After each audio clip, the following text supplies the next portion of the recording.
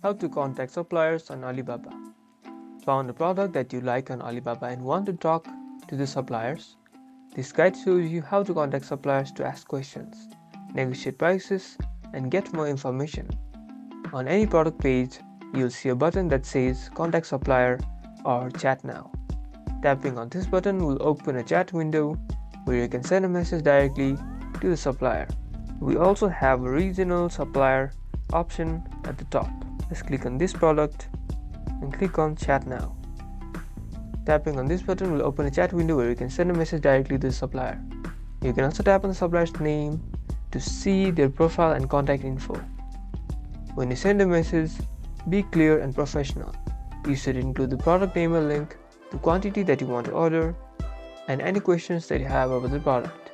After you send the message, the supplier will respond as soon as they can.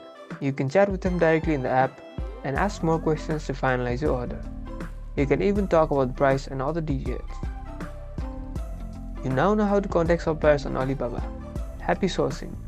Like and subscribe for more business tutorials.